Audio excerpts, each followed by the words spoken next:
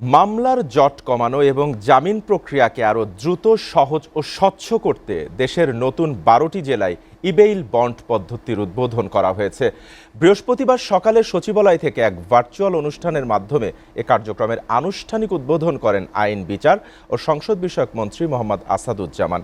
নতুন যুক্ত হওয়া জেলাগুলোর মধ্যে রয়েছে টাঙ্গাইল, কিশোরগঞ্জ, মুন্সিগঞ্জ, কক্সবাজার, চাঁদপুর, রাঙামাটি, সিরাজগঞ্জ, বাগেরহাট, পটুয়াখালী, হবিগঞ্জ, ঠাকুরগাঁও এবং জামালপুর।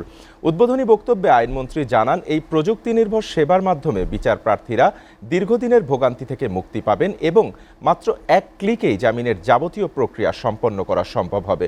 সরকার দেশে হয়রানিমূলক আইনের শাসন প্রতিষ্ঠায় প্রতিশ্রুতিবদ্ধ উল্লেখ করে তিনি আরও বলেন, দীর্ঘমেয়াদী মামলা নিরসনে যেসব জেলা ভালো পারফর্ম করবে তাদের পুরস্কৃত করা হবে। এছাড়া বিচার ব্যবস্থাকে আরও কার্যকর ও ব্যয় সংকোচনমুখী করতে সরকারের নানামুখী পদক্ষেপ অব্যাহত রাখার আশ্বাস দেন তিনি।